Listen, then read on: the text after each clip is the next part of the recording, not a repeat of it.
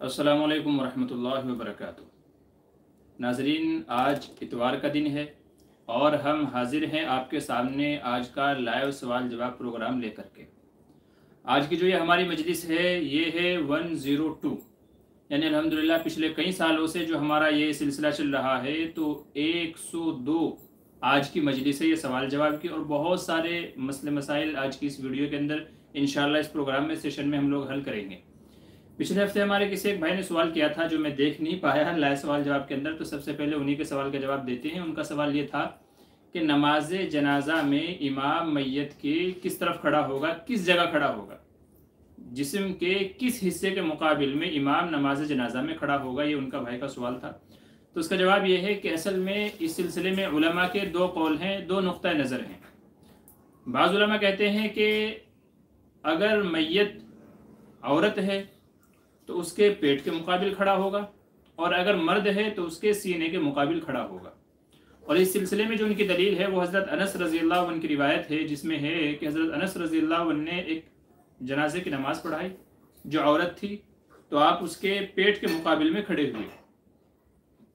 फिर कुछ वक्त के बाद में एक मर्द का जनाजा लाया गया और आप उसके सीने के मुकाबिल खड़े हुए, सर के मुकाबिल खड़े हुए और नमाज जनाजा पढ़ाई। तो किसी ने पूछा कि जो आपने फ़र्क किया है नमाज जनाजा पढ़ाने में, तो क्या आपने हुजूर सल्लल्लाहु अलैहि वसल्लम को इस तरीके से करते देखा? तो उन्होंने कहा कि हाँ, मैंने हुजूर सल्लल्लाहु अलैहि वसल्लम को ऐसे नमाज पढ़ाते हुए देखा, और तुम लोग भी इसे महफूज कर लो। जामे तिरमिज़ी की रिवायत है, जिसको इमाम तिरमिज़ी रहमतुल्लाह अलैह कहते हैं कि ये रिवायत हसन है। तो इसलिए बाज़ उलमा का नुक्ता नज़र ये है कि अगर मैयत मर्द है तो उसके सीने के मुकाबिल, सिर के मुकाबिल खड़ा हो, और अगर औरत हो तो उसके पेट के मुकाबिल खड़ा हो। दूसरे उलमा जिनके अंदर फुक़हा अहनाफ हैं, तो फुक़हा अहनाफ रहमतुल्लाहि अलैह ये फरमाते हैं कि मैयत चाहे मर्द हो या चाहे औरत हो, बहर दो सूरत उसके सीने के मुकाबिल खड़ा होना चाहिए। सीने के मुकाबिल खड़ा हुआ जाएगा, मैयत मर्द हो या औरत हो उससे कोई फ़र्क नहीं पड़ेगा। और ये यूँ कहते हैं कि असल में सीने के मुकाबिल जो खड़ा हुआ जाएगा उसकी वजह ये है कि ईमान का जो ताल्लुक़ है वो दिल से है, यानी आदमी के दिल में ईमान रहता है, ईमान का जो ठिकाना है वो दिल है, और नीयतें वो दिल से की जाती हैं। तो इंसान की तमाम ज़िंदगी का दारोमदार, नीयतों का दारोमदार, अमाल का दारोमदार सब दिल पे है, और इसी की वजह से चूँकि इस दिल के अंदर ईमान है, उसी की वजह से आदमी बख्शा जाएगा। तो जिस्म के अंदर, बॉडी के अंदर अगर सबसे कोई रईस आज़ाए रईसिया जिनको कहा जाता है, सबसे मोहतरम अगर कोई उज़्व है तो वो है दिल। इसलिए सीने के मुकाबिल खड़ा होना चाहिए कि इसी की वजह से बंदा क़यामत में बख्शा जाएगा कि इस दिल के अंदर ईमान था। तो वो उलमा ये फरमाते हैं कि सीने के मुकाबिल खड़ा होना चाहिए। तो उलमा के दो नुक्ता नज़र हैं। बाज़ कहते हैं कि मर्द और औरत के जनाजे में फ़र्क है, मर्द हो तो सीने के मुकाबिल, औरत हो तो पेट के मुकाबिल। फुक़हा अहनाफ कहते हैं कि मर्द हो या औरत हो, बहर दो सूरत मैयत के सीने के मुकाबिल खड़े होकर के नमाज जनाजा पढ़ी जाएगी। आप जिसको भी फॉलो करना चाहें आप फॉलो कर सकते हैं, जिस तरीके से भी आप नमाज़ पढ़ाना चाहें नमाज़ पढ़ा सकते हैं। याद रखें कि इसमें नाजायज़ और हराम वाला मसला नहीं है, अफजल गैर अफजल का मसला है कि अफजल तरीका क्या है, इस तरीके से पढ़ाई जाए या उस तरीके से पढ़ाई जाए। तो ये जो मसला है ये अफजल गैर अफजल का है। बाकी आप जैसे भी नमाज़ पढ़ा देंगे, नमाज उस तरीके से नमाज जनाजा अदा हो जाएगी। तो ये हमारा सवाल था जो पिछले हफ्ते किसी भाई ने पूछा था, तो उसका जवाब मैंने दे दिया गया है। पहला सवाल उन्हीं का है। दूसरा हमारे एक भाई का सवाल यह है कि जी क़िबले की तरफ पाँव करके सोना या लेटना या बैठना ये कैसा है? क्या हम क़िबले की तरफ, काबे की तरफ, बैतुल्लाह शरीफ की तरफ हम पाँव कर सकते हैं या नहीं कर सकते हैं? अब वो चाहे सोने की हालत में हो, जागने की हालत में हो, लेटने में हो या बैठने में हो, तो इसका क्या हुक्म है? इस सिलसिले में भी उलमा के दो कौल हैं। बाज़ उलमाए अरब वो लोग हैं जो यूँ कहते हैं कि बिलाशुबा कर सकते हैं, क़िबले की तरफ पैर करने में कोई हरज की बात नहीं है, और इसके अंदर कोई बैद भी नहीं है। क्यों जी? वजह उसकी यह है कि असल में हुर्मत के लिए, मुमानियत के लिए कोई दलील हमारे पास होनी चाहिए, जबकि किसी भी हदीस में इस बात का कोई तज़किरा नहीं है कि बैतुल्लाह की तरफ पैर नहीं करने चाहिए। बैतुल्लाह की तरफ पैर नहीं करने चाहिए ऐसी हमें कोई हदीस नहीं मिलती है, कोई रिवायत नहीं मिलती है, लिहाजा उनके नज़दीक जायज़ है। इसीलिए आप अरब के अंदर देखेंगे, बल्कि ख़ुद बैतुल्लाह शरीफ के अंदर आप देखेंगे बहुत सारे लोग ऐसे हैं कि जो बैठे कुरान करीम पढ़ रहे हैं, ऐसे हाथ में कुरान है और उनके पैर जो है वो बैतुल्लाह की तरफ होते हैं। हालांकि वो बैतुल्लाह के अंदर ही बैठे हुए हैं, लेकिन पैर उनके क़िबले की तरफ होते हैं, काबे की तरफ होते हैं, चूँकि वो लोग उसको बैद भी शुमार नहीं करते हैं। तो तो ये लोग कहते हैं कि चूंकि हमें कोई दलील नहीं मिली है हदीस इस सिलसिले में, लिहाजा उनके नज़दीक जायज़ है बैतुल्लाह की तरफ पैर करना। अब वो चाहे जागने की हालत में हो, उज़्र की वजह से हो, बिना उज़्र हो, सोने की हालत में, जैसे चाहे हो, इनके नज़दीक जायज़ है। दूसरे बाज़ उलमा वो है जो ये कहते हैं कि क़िबले की तरफ पैर करना ये मकरूह है, ये मकरूह है और ये चीज़ बेअदबी के अंदर दाखिल है। आपके पास क्या दलील है जी? वो कहते हैं कि हमारे पास दलील ये है कि अल्लाह तबारक व तआला ने कुरान करीम में फरमाया वमन युअज़्ज़िम शआइरल्लाह फ़इन्नहा मिन तक़वल क़ुलूब, कि जो अल्लाह ताला के शाइर की ताज़ीम करेगा तो ये दिल के तक़वे और इखलास की बात है। जिसके अंदर जितना तक़वा ज़्यादा होगा, इखलास जितना ज़्यादा होगा, वो अल्लाह के शाइर की उतनी ही ताज़ीम करेगा। और बैतुल्लाह ये अल्लाह के शाइर में सबसे बड़ा शिआर है। शिआर के माना होते हैं कि पहचान और अलामत। तो इस्लाम के मुसलमानों की पहचान अलामत उसकी सबसे बड़ी क्या है? बैतुल्लाह शरीफ का मौजूद होना है। तो बैतुल्लाह शरीफ सबसे बड़ा शायर है और उसकी तरफ पैर करना ये ताज़ीम के अंदर नहीं आता है बल्कि तौहीन के अंदर आता है। और ये ऐसा ही है कि जैसे हम बड़ों के सामने उनकी तरफ पैर नहीं करते हैं, यानी अगर आप अपने वालिद की तरफ, सामने आपके वालिद बैठे हुए हैं और आप वालिद की तरफ इस तरीके से पैर फैला करके बैठे हैं तो उनको नागवार गुजरेगा। ये बेअदबी के अंदर हमारे यहाँ शुमार होता है। तो वो कहते हैं कि चूंकि वालिद की तरफ पैर फैलाना एक बेअदबी समझा जाता है, चे जाए कि आप अल्लाह के घर की तरफ पैर फैलाएं, तो ये अल्लाह के शायर की ताज़ीम नहीं बल्कि तौहीन और बेअदबी है। इसलिए बिला उज़्र बैतुल्लाह शरीफ की तरफ पैर नहीं करने चाहिए, ये मकरूह है। अब वो चाहे सोने की हालत में हो, लेटने की हालत में हो, चाहे बैठने की हालत में हो। हाँ, अगर कोई उज़्र है, उज़्र का मतलब ये है कि कोई आदमी नहीं बैठ सकता है, उसके अलावा कोई और शक्ल नहीं है बैठने की, तो उसको बैठना ही पड़ेगा, तो उसके लिए इजाज़त है। ऐसे ही नमाज अगर कोई नीचे बैठ के पढ़ता है और पैरों को फोल्ड नहीं कर सकता है तो पैरों को फोल्ड करके मतलब फिर बैतुल्लाह की तरफ रुख करके इसी तरीके से अपना बैतुल्लाह की तरफ पैर होंगे और उसको कहा जाएगा कि भाई आप बैठ करके ही इसी तरीके से नमाज पढ़ लें, चूंकि ये उज़्र के अंदर दाखिल है। इसी तरीके से किसी के सोने की हालत ये हो जाती है कि सोने की हालत में उसके जो बेडरूम है, उसका जो बेड बना हुआ है, उस वक्त ध्यान नहीं दिया था, या कोई और उज़्र ऐसा आ गया था कि जिसकी वजह से जब वो लेटता है तो पैर जो है वो क़िबले की तरफ हो जाते हैं। अब ये उज़्र है, अब अगर इसको चेंज कर सकते हैं तो बेहतर तो वही है कि चेंज कर लेना चाहिए, लेकिन अगर चेंज नहीं कर सकते हैं तो फिर उलमा फरमाते हैं कि ये भी उज़्र के अंदर दाखिल हो जाएगा और फिर एक एतबार से ये कह लीजिए कि इसकी भी गुंजाइश होगी अगर जो कोशिश यही करनी चाहिए कि उस तरफ पैर ना करें। दूसरी बात यह है कि उम्मन उज़्र के अंदर ये शक्ल पेश आती है, वरना जानबूझकर तो कोई भी बैतुल्लाह की तरफ पैर करने की जरूरत नहीं करेगा। और इस सिलसिले में मैं ये समझता हूँ कि मौलाना मक्की अल हिजाज़ी दामत बरकातुहू, उनका मैंने एक बयान सुना है, उसके अंदर हज़रत फरमा रहे थे कि असल में इसका ताल्लुक उर्फ से भी है। अगर कोई इलाका ऐसा है कि जहाँ पर इसको बेअदबी नहीं समझा जाता है बल्कि एक रिवाज है, आम है, तो वहाँ पर इजाज़त होगी, गुंजाइश होगी। और जहाँ पर लोग इसको बेअदबी समझते हैं, तौहीन समझते हैं, तो फिर उनको इस सिलसिले में एहतियात करना चाहिए।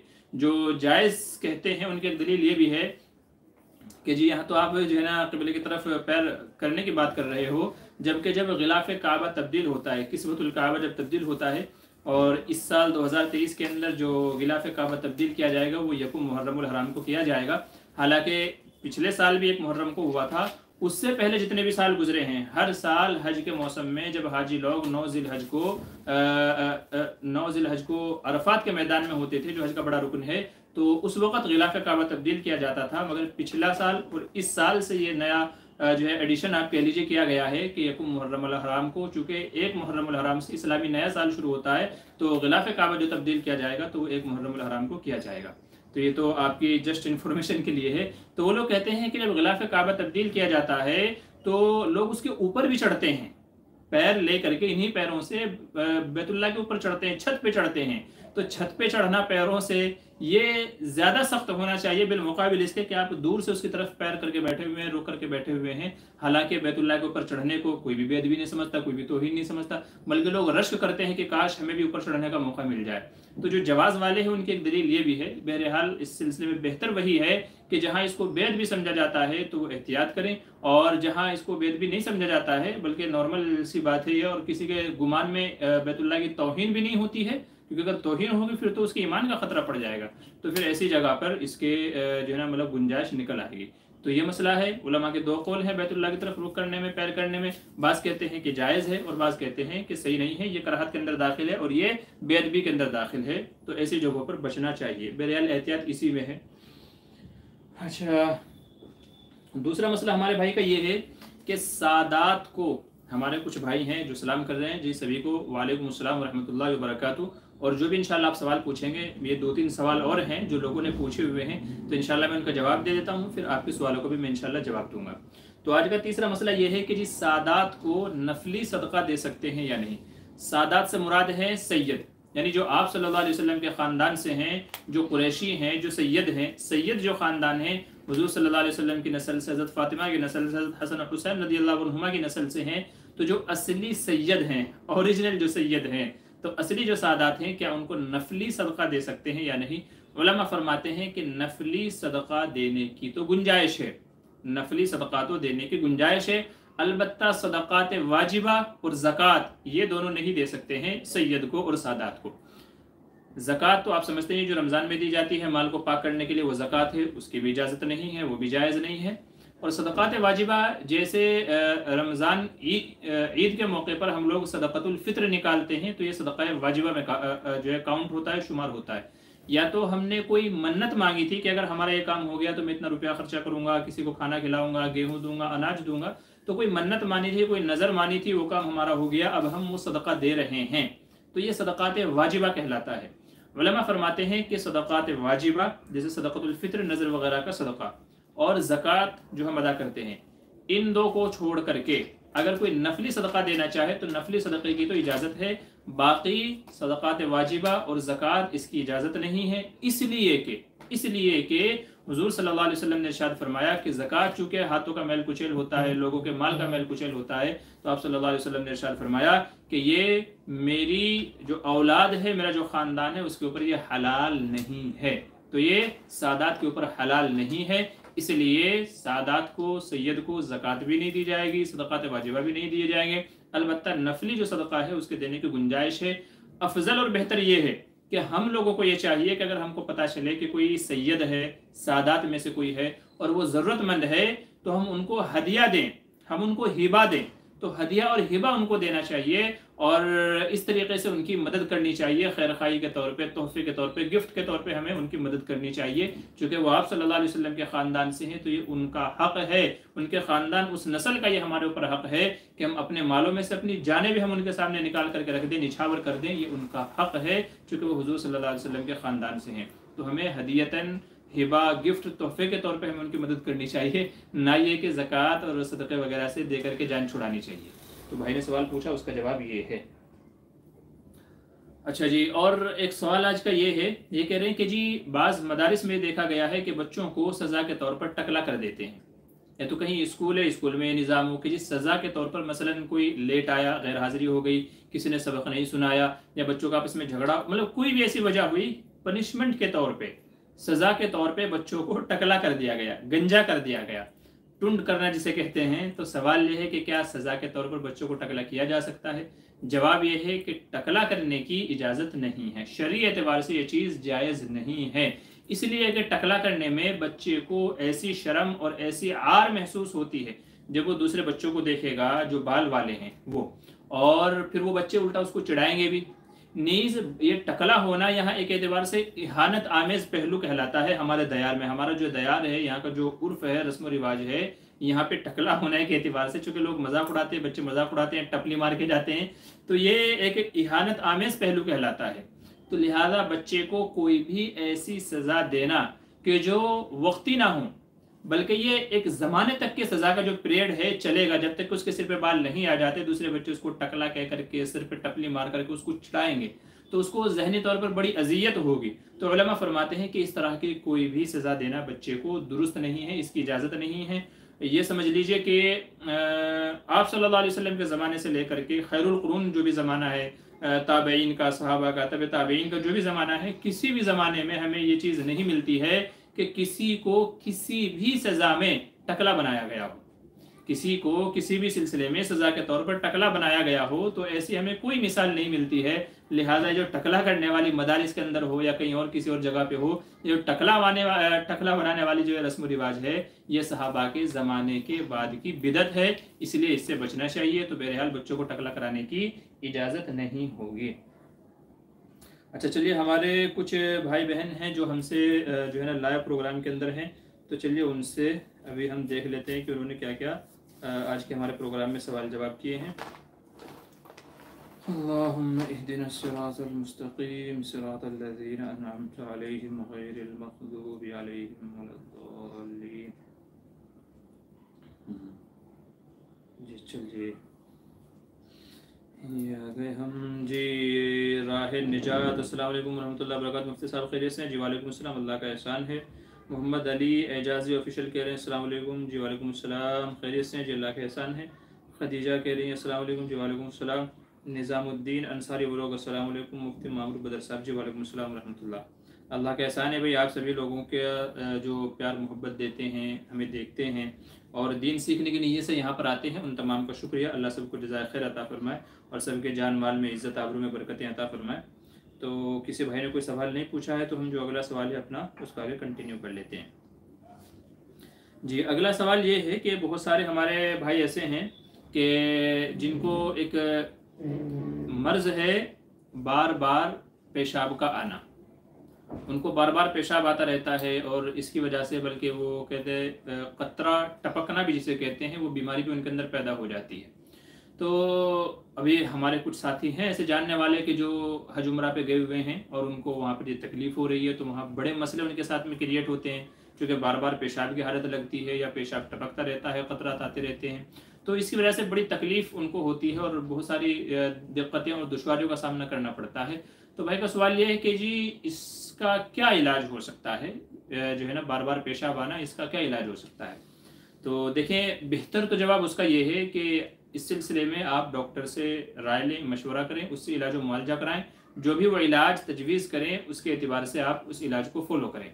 लेकिन बाज़ माहिरीन डॉक्टर ने कुछ चीज़ें इस सिलसिले के अंदर बताई हैं कि जी ये चीज़ें ऐसी हैं कि जिनकी वजह से पेशाब की जो ये बार बार आने की तकलीफ है इससे आपको निजात मिल सकती है।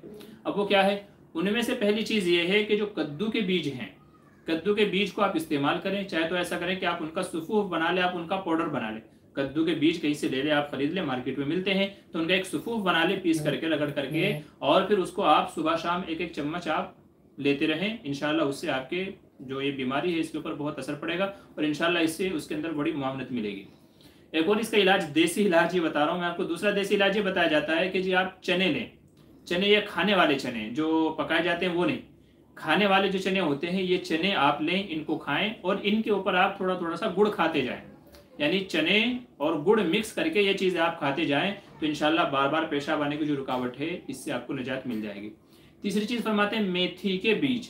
मेथी के बीज, मेथी के बीज भी आप मार्केट से ले लें। अब चाहे तो उनको आप ऐसे ही फाँक लें, अगर चूँकि वो थोड़ी कड़वी होती है, मेथी कड़वी होती है, तो अगर आप खा सकते हैं तो उसको ऐसे ही खा लें, वरना तो उसका भी आप सुफूफ बना लें, उसका पाउडर बना लें और उस पाउडर को आप दूध के साथ में इस्तेमाल करते जाएं। तो ये 3 इलाज जो है ना माहिर लोग, डॉक्टर लोग कहते हैं कि जिस शख्स को बार बार पेशाब के आने की बीमारी है, तकलीफ़ है, वो इंशाल्लाह इसको जो है ना अपने अमल के अंदर लेकर के आए, इंशाल्लाह उसको इफाका होगा, उसको फ़ायदा होगा। बाकी किसी माहिर हकीम से या डॉक्टर से भी राय मशवरा करता रहे और वो जो इलाज तजवीज़ करे उसके मुताबिक भी अमल किया जा सकता है। असल में जो बार बार पेशाब का आना है इसकी कई सारी वजूहात हो सकती हैं। उनमें से एक होती है कसरत जिमा, यानी आदमी ने इतने ज़्यादा अपने अज़्म मखसूस को इस्तेमाल किया है, इतनी ज़्यादा बार सोबत या हम बिस्तरी की है या तो उसने हाथ का इस्तेमाल किया, हैंड प्रैक्टिस की है, कि जिसकी वजह से नसें कमज़ोर पड़ जाती हैं। अज़्म मखसूस की जो नसें हैं वो कमज़ोर पड़ जाएंगी। जब वो कमज़ोर पड़ जाएंगी तो उनमें पेशाब नहीं रुकेगा, उनमें पेशाब नहीं रुकेगा। उमूमन जब हमें पेशाब आता है, तकाजा जब होता है, जब हमारी जो नसें हैं उनकी बर्दाश्त से बाहर हो जाता है तो हमें पेशाब का तकाजा आता है। बाकी जब तक कि नसें मजबूत होती हैं, वो पेशाब को रोकने की सलाहियत रखती हैं, तब तक कि हमें पेशाब का तकाजा नहीं आता है। तो जब ये नसें कमज़ोर पड़ जाती हैं तो फिर हमें वो बीमारी पैदा होती है कि वो नसें रोक नहीं पाती है, तो ऊपर से जो पेशाब आता है वो डायरेक्ट निकलना चालू हो जाता है और बार बार हमें पेशाब की हाजत होती है। तो इसकी एक बड़ी वजह तो ये है। बाज़ लोग कहते हैं कि आपको अगर किडनी का मसला है, किडनी अगर आपकी ख़राब हो गई है और वो बराबर काम नहीं कर रही है तो उसकी वजह से भी ऐसा होता है कि बार बार आपको पेशाब आना जो है शुरू हो जाता है। तीसरे फरमाते हैं आपको ऐसा बुखार ऐसा आ गया है कि जो हद से ज़्यादा जो है ना उसका लेवल बढ़ गया है, तो हद से ज़्यादा बुखार का आना और बार बार बुखार का आना, तो इसकी वजह से भी आपको जो है ना पेशाब आता है। और औरतों के अंदर जो लिक्वीरिया वगैरह की जो बीमारी होती है, फरमाते हैं कि हमल की वजह से कभी कभी ऐसा होता है कि हमल प्रेगनेंसी जो होती है औरत की, उसकी वजह से भी कभी कभी उसको ये पेशाब के बार बार आने की तकलीफ शुरू हो जाती है। इसी तरीके से हमारे यहाँ बहुत सारी ऐसी मेडिसिन दवाइयाँ खाई जाती हैं कि जिनका रिएक्शन ये होता है कि जिसकी वजह से बीमारी हमें पैदा हो जाती है। हमारे यहाँ पेन किलर खाई जाती हैं सिर दर्द के लिए, पैरों में दुखन के लिए और कमर दर्द के लिए, बहुत सारी चीज़ों के लिए, थकान वगैरह के लिए पेन किलर जो दवाइयाँ खाई जाती हैं, कभी कभी उनका रिएक्शन ये होता है कि उसकी वजह से भी ये पेशाब की तकलीफ शुरू हो जाती है। और बात कहते हैं कि पेट के अंदर अगर आपका पेट खराब है, आपको गैस के प्रॉब्लम है, खाना बराबर हजम नहीं होता या कोई और मसला है, तो उसकी वजह से पेट के इन्फेक्शन की वजह से भी कभी कभी ये होता है कि आपको ये तकलीफ और ये बीमारी शुरू हो जाती है। और ये बीमारी ये बड़ी बेकार बीमारी है। कुछ दोस्त वहाँ पे गए हुए हैं उम्रा पे, उनका बार बार मुझे फ़ोन आता है कि जी अभी ये हो गया, अब क्या करूँ, अब ये हो गया, क्या करूँ क्या करूँ क्या करूँ। तो बड़े मसले हैं इसके भी। तो इस वजह से बेहतर है कि अगर किसी को तकलीफ हो तो अपने डॉक्टर से मशवरा करें। 3 चीज़ें जो मैंने बताई हैं उनके मुताबिक भी अमल करके देखें। चूँकि ये देसी इलाज है, मैंने जो बताया ना ये देसी इलाज है, घरेलू टोटके हैं, तो इंशाल्लाह इनका नुकसान तो नहीं होगा, साइड इफेक्ट तो नहीं होगा, अल्लाह की ज़ात से उम्मीद है। और हाँ, जब आप जो है ना कोई भी दवाई खाएं, आप कोई भी इलाज मुआवजा करें, तो साथ में एक दुआ आप पढ़ लिया करें, बिस्मिल्लाहिल्लज़ी ला यज़ुर्रु मअ इस्मिही शैउन फिल अर्दि वला फिस समा व हुवा समीउल अलीम। अल्लाह ताला की ज़ात से उम्मीद है कि इस दुआ को पढ़ने के बाद में आप जो भी दवाई खाएंगे, जो भी इलाज मुआवजा करेंगे, अल्लाह की ज़ात से उम्मीद ये है कि इंशाअल्लाह वो आपको तकलीफ नहीं पहुंचाएगा, उससे आपको कोई नुकसान नहीं होगा। तो हमारे उलमा फरमाते हैं कि दवाई वगैरह खाने के बाद में इसको पढ़ लिया जाए, तो इंशाअल्लाह उसके अंदर अल्लाह ताला शिफा रख देंगे।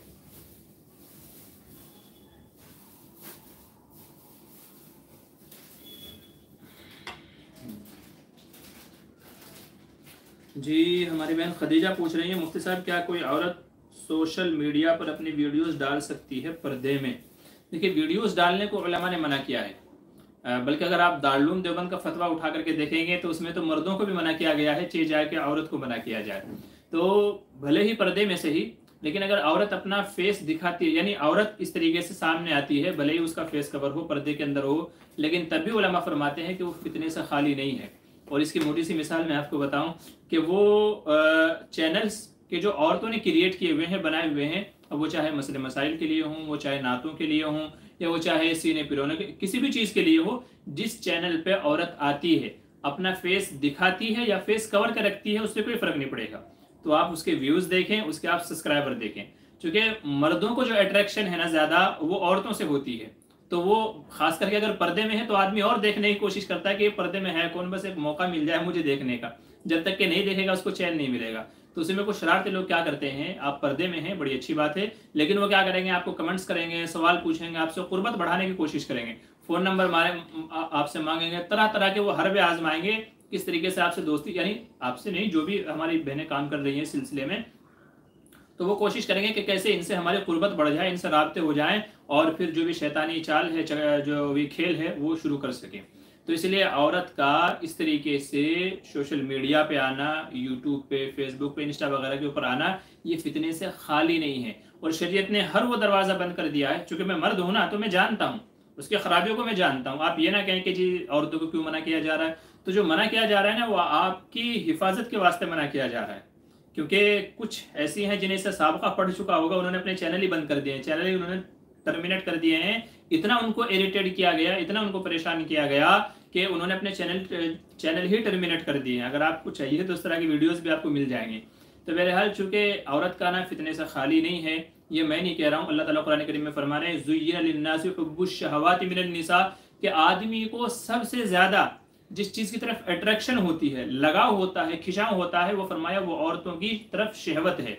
ज़ुय्यिना लिन्नासि हुब्बुश शहवाति मिनन निसा। आप इसका तर्जमा उठा करके देख ले, तफसीर आप इसकी उठा करके देख ले, तो आपको मालूम पड़ जाएगा कि मर्दों के नज़दीक सबसे ज़्यादा महबूब चीज़ अव्वल नंबर पे वो है औरतों की तरफ खिंचे चले जाना, औरतों से अट्रैक्ट, औरतों से रवाबित, ताल्लुकात, औरतों से मोहब्बत, ये सबसे ज़्यादा महबूब है मर्दों को। तो इसलिए भले ही पर्दे में कोई करे, लेकिन फिर भी ये फितने से खाली नहीं है। इसलिए बेहतर ये है कि उससे भी बचा जाए। हाँ, अगर सिर्फ ऑडियो हो, हालांकि मैं पर्सनली सजेस्ट नहीं करूँगा, उलमा ने उस सिलसिले में क्या कहा उसका तो मुझे फ़िलहाल इल्म नहीं है, लेकिन पर्सनली ऑडियो भी मैं सजेस्ट नहीं करूँगा कि कोई उसको भी बनाए। क्यों? इसलिए कि ऑडियो से भी वही तकरीबन फितने शुरू हो सकते हैं कि जो वीडियोस की शक्ल में हो सकते हैं। अच्छा, दूसरी बात यह है कि जो आप पैगाम पहुंचाना चाह रहे हैं, जाहिर सी बात है कि आपका मकसद जो होगा वो नेक ही होगा। आप नात की बना करके डालना चाह रहे हैं, मसले मसाइल की डालना चाह रहे हैं, या कोई भी और ऐसी चीज़ होगी जिसे आप चाह रहे हैं कि इससे उम्मत को फ़ायदा हो सकता है, तो आप नेक नीयत से शुरू करना चाह रहे हैं। लेकिन मेरा एक सवाल ये है कि क्या उस टॉपिक पर मर्दों की वीडियोस, ऑडियोज, बयानात, तहरीरें क्या मौजूद नहीं हैं? आपका जवाब होगा कि जी मौजूद हैं। आपका जवाब यही होगा कि जी मौजूद हैं। मेरे ख्याल से कोई टॉपिक ऐसा नहीं बचा है कि जिसपे मर्दों की ऑडियो, वीडियो, बयानात, तहरीरें वगैरह ना हो। तो सवाल यह है कि जब मर्दों से वो काम हो रहा है, उनकी हैं, तो फिर आपका आना मुनासिब नहीं है, क्योंकि आपके आने से इल्म में इजाफा कम होगा, फितने का दरवाज़ा ज़्यादा खुल सकता है। तो एहतियात इसी में है कि औरत पर्दे की चीज़ है। आप सल्लल्लाहु अलैहि वसल्लम ने ये इरशाद फरमाया कि अल मरअतु औरतुन, औरत छुपाने की चीज़ है। फ़इज़ा खरजत, जब वो निकलती है, अब वो चाहे बेपर्दा निकले, बापर्दा निकले, इस्तशरफ़हा शैतान, तो शैतान उसे उचक लेता है, अपने जाल में फांसने की कोशिश करता है। तो इसलिए बेहतर यही है कि औरतें इस तरह सोशल मीडिया पर ना आएँ। उनको चाहिए, अगर उनको वाकई मतलब दीनी खिदमत का जज्बा अगर उनके अंदर है, वो अपनी चीज़ें, अपनी बात, मसाइल और दूसरी चीज़ें अगर वो दूसरी मस्तूरात तक, औरतों तक अगर पहुंचाना चाहती है, तो मेरे हिसाब से उसका बेहतरीन तरीका ये है कि आप अपने महल्ले में, अपनी बिल्डिंग में, अपने ख़ानदान वालों में आपस में आप एक प्रोग्राम रख लें, हफ्तावारी, तीसरे दिन, या तो 15 दिन में एक बार, या तो महीने में एक बार। आप लेडीज़ का, गर्ल्स का अपने यहाँ एक प्रोग्राम रख लें। उस प्रोग्राम में आप उनको सिखाएं जो भी चीज़ आप बताना चाह रहे हैं, तो वो गर्ल्स प्रोग्राम में, इज्तिमा में, बयान में, उसमें आप उनको वो सिखाएं जो भी सिखाना चाह रहे हैं, बयान करना चाह रहे हैं, मसले मसाले बताना चाह रहे हैं, तफसीर करना चाह रहे हैं, या कोई और चीज़ उनको लिखाई, पढ़ाई, पिरोना, जो भी आप उनको सिखाना चाहती हैं, बताना चाहती हैं, तो आप ऐसा करें, अपने यहाँ एक प्रोग्राम रख लें और उस प्रोग्राम में उनको वो तमाम चीज़ें बता दिया करें। फेस टू फेस आप जो उनको बताएंगी तो इंशाल्लाह वो आपको ज़्यादा फ़ायदा पहुंचाएगी। दूसरे ये है कि पूरे मोहल्ले में अल्लाह ताला आपकी महबूबियत डाल देगा और तमाम औरतें आपकी रिस्पेक्ट भी करेंगी, इज्जत भी करेंगी, और वक्त और मौका पड़ने पे वही आपके काम आएगी। ये जो सब्सक्राइबर है ना, मेरे ख्याल से शायद ज़रूरत पड़ने पर इनमें से कोई नहीं आप पास आएगा, कोई भी नहीं आएगा, वो आ भी नहीं पाएंगे बेचारे। हज़ार 2,000 किलोमीटर दूर रहते हैं, 10,000 किलोमीटर दूर रहते हैं, तो वो कैसे आएंगे जब हमें जो मदद की ज़रूरत पड़ेगी। तो मदद में अपने घर वाले, अड़ोसी पड़ोसी, ख़ानदान वाले, गांव वाले, यही काम आते हैं। तो इसमें आप अपनी जितनी इज्जत बना करके रखेंगे वो आपको ज़्यादा फ़ायदा देगी। इसलिए स्पेशली औरतों से मेरी ये गुजारिश और उनसे रिक्वेस्ट, और मैं उनको ये सजेस्ट करना चाहूँगा कि अगर आप वाकई कोई काम करना चाहते हैं दीनी एतबार से, दुनियावी एतबार से, लोगों की भलाई के लिए, तो आप अपने यहाँ औरतों का प्रोग्राम रख करके, इज्तिमा रख करके, उसके अंदर ये चीज़ें करें। इंशाल्लाह इसका फ़ायदा ज़्यादा होगा बिलमुकाबिल सोशल मीडिया पे आने से, कि इससे आपको नुकसान ज़्यादा होगा। जी चलिए, काफ़ी वक्त चला गया। और फैसल किंग कह रहे हैं, बेशक आपने सही फरमाया, जी शुक्रिया। और खदीजा जी जज़ाकल्लाह खैर, जी शुक्रिया मसला समझने के लिए, कि समझना ही बहुत ज़रूरी है। हमारा काम बताना है, सामने वाला समझ जाए, उसको एक्सेप्ट कर ले, वो भी बड़ी बात है। जी अच्छा, हमारे एक भाई निज़ामुद्दीन अंसारी, वो लोग कह रहे हैं, 5 नमाजों में गैर मुअक्कदा सुन्नत कौन कौन सी है, प्लीज़ जवाब दे मुफ्ती साहब। देखिए, वैसे तो ये है, अगर आप जो है ना नेट के ऊपर भी जाके सर्च करेंगे नमाजों की रकतें, तो वहाँ भी आपको मिल जाएगा कि भाई नमाज में, हर नमाज में कितनी रकतें होती हैं, उसमें से सुन्नत मुअक्कदा कितनी है, उसमें से सुन्नत गैर मुअक्कदा कितनी है। लेकिन अगर आप मुझसे पूछना चाह रहे हैं तो उसके भी जवाब सुन लीजिए। देखिए, मैं 5 नमाजों का आपको बता देता हूँ। सबसे पहले है फजर की नमाज, जो सुबह में पढ़ी जाती है। फजर की नमाज में टोटल 4 रकतें हैं। पहले 2 सुन्नत मुअक्कदा हैं, 2 फ़र्ज़ हैं, सिर्फ 4 ही हैं। इसमें जो 2 सुन्नतें पहले पढ़ी जाती हैं वो सुन्नतें मुअक्कदा हैं, मतलब पढ़ना ज़रूरी है, अगर नहीं पढ़ेंगे तो फिर गुनहगार होंगे। ठीक है, तो सुन्नतें मुअक्कदा हैं, 2 फ़र्ज़ हैं। उसके बाद है ज़ोहर में 12 रकतें हैं, 12 रकतें हैं। पहले 4 सुन्नतें मुअक्कदा, याद रखिए कि ये सुन्नतें मुअक्कदा हैं, अगर आप जानबूझ करके छोड़ेंगे तो गुनहगार होंगे। तो ये सुन्नतें मुअक्कदा हैं, फिर 4 फ़र्ज़ हैं, फिर 2 सुन्नतें मुअक्कदा हैं, बाद वाली भी 2 सुन्नतें मुअक्कदा हैं, फिर उसके बाद में 2 नफल हैं। तो इस तरह टोटल 12 रकतें होती हैं। तो ज़ोहर में पहले भी सुन्नतें मुअक्कदा हैं और बाद में भी सुन्नतें मुअक्कदा हैं। ठीक है, तो 12 रकतें हो गई ज़ोहर की। असर के अंदर टोटल 8 रकतें हैं। इन 8 रकतों में से पहले जो 4 सुन्नतें हैं ये सुन्नतें गैर मुअक्कदा हैं। तो असर में पहले जो 4 सुन्नतें हैं वो सुन्नतें गैर मुअक्कदा हैं, फिर 4 फ़र्ज़ हैं। तो असर में सुन्नतें गैर मुअक्कदा हैं। गैर मुअक्कदा का मतलब ये है कि अगर आप नहीं पढ़ेंगे तो बहुत ज़्यादा बड़ा उसका गुनाह आपको नहीं मिलेगा। पढ़नी चाहिए, अगर वक्त है तो हमको पढ़नी चाहिए, और अगर नहीं पढ़ेंगे तो फिर कोई इतना बड़ा गुनाह नहीं है जी। उसके बाद में आप ले लीजिए मगरिब की नमाज। मगरिब में पहले सुन्नतें नहीं हैं। मगरिब में पहले 3 फ़र्ज़ हैं, फिर 2 सुन्नतें मुअक्कदा हैं। जस्ट बाद में जो पढ़ी जाती है वो सुन्नतें मुअक्कदा हैं, और फिर साथ में 2 नफल है। तो टोटल 7 रकतें हैं, 3 फ़र्ज़, 2 सुन्नतें मुअक्कदा, 2 नफल। उसके बाद में ईशा में 17 रकतें हैं। ईशा में पहले की जो 4 सुन्नत हैं ये सुन्नतें गैर मुअक्कदा है। ईशा से पहले जो सुन्नत है वो सुन्नतें गैर मुअक्कदा है। मतलब वही है कि आपको पढ़नी चाहिए, लेकिन अगर नहीं पढ़ेंगे तो कोई बड़ा मसला नहीं है। तो पहले 4 सुन्नतें गैर मुअक्कदा, फिर 4 फ़र्ज़, फिर उसके बाद में 2 सुन्नत, ये सुन्नत भी मुअक्कदा हैं, ये सुन्नत भी मुअक्कदा हैं। फिर उसके बाद में 2 नफल, फिर 3 वितर, फिर उसके बाद में 2 नफल। तो इस तरीके से टोटल 17 रकतें हैं। तो हम कह सकते हैं कि जिन नमाजों में सुन्नतें गैर मुअक्कदा हैं वो सिर्फ 2 हैं। नंबर 1 असर की नमाज, पहले की 4 सुन्नत। नंबर 2 इशा की नमाज, पहले की 4 सुन्नत। तो सिर्फ 2 नमाजों में सुन्नतें गैर मुअक्कदा हैं। बाकी में पहले हों या बाद में हों, सारी सुन्नतें क्या हैं? सुन्नतें मुअक्कदा हैं। मुअक्कदा का मतलब वही है जो मैंने बताया कि अगर छोड़ेंगे तो गुनहगार होंगे, पढ़ना चाहिए। सुन्नत मुअक्कदा का हुक्म वाजिब के करीब है। बाज़ उलमा फरमाते हैं कि वाजिब के करीब है। जैसे वाजिब को छोड़ने वाला गुनहगार होता है, तो ऐसे ही सुन्नतों को छोड़ने वाला भी, सुन्नत मुअक्कदा को छोड़ने वाला भी गुनहगार होता है जी। ये हो गया आपके सवाल का जवाब।